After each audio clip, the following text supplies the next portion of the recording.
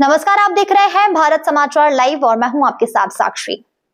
अगस्त महीने की शुरुआत के साथ ही सीएनजी वाहन चालकों की महंगाई का एक और झटका लगा है।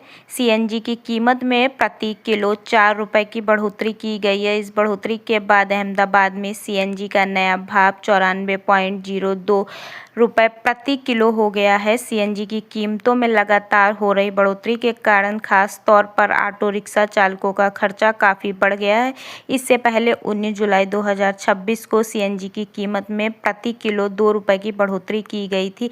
इस तरह महज 12 दिनों के अंतराल में दूसरी बार कीमत बढ़ाने से ऑटो रिक्शा चालकों और अन्य सीएनजी वाहनों चालकों पर आर्थिक बोझ बढ़ गया है। સરકારશ્રી દ્વારા સતત સીએનજીમાં ગયા મહિને ને આ મહિને સતત 2 વાર વધારો કરવામાં આવ્યો, તો એના વિશે રિક્ષા ચાલક સાથે અમે એની પ્રતિક્રિયા જાણવાની કોશિશ કરી। સરકાર દ્વારા સતત ગેસમાં 2 મહિના ભાવ વધારો કર્યો છે, આ મહિને અને ગયા મહિને।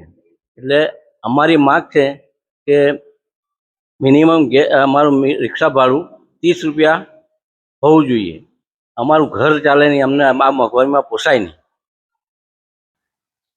સીએનજીમાં સતત 2 વખત વધારો થયો ગયા મહિને અને આ મહિને, તો એના માટે આપણે રિક્ષા ચાલક પાસે એની પ્રતિક્રિયા લેવાની કોશિશ કરી છે। તો આ રિક્ષા ચાલક ભાઈ, તમારું નામ શું છે? દલપતભાઈ પરમાર। તો દલપતભાઈ એના વિશે જણાવશે કે ભાવ વધારામાં ખરેખર શા માટે ભાવ વધારો થયો, તો એના પર એમના પોતાના જીવન પર શું અસર પડી રહી છે? સરકાર 2 વખતથી ભાવ વધારો કર્યો છે અદાણી ગેસ વાળા, એટલે અમને બહુ તકલીફ પડી ગઈ છે ભાઈ। અમારે ઘર કેવી ચલાવવું, શું કરવું શું ના કરવું, બરાબર।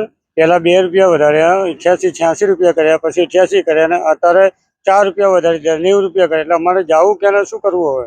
અમારે એટલી પરિસ્થિતિ ખરાબ છે કે બહુ તકલીફ છે ભાઈ। એટલે શું કરવું? આના બારે કંઈ સરકાર અમારે સહાય કંઈ કરે કે અમારા ભાડા વધાર્યા છે, હજુ કંઈ સરકારે કોઈ ભાડાને કોઈ અંગત આપી નથી।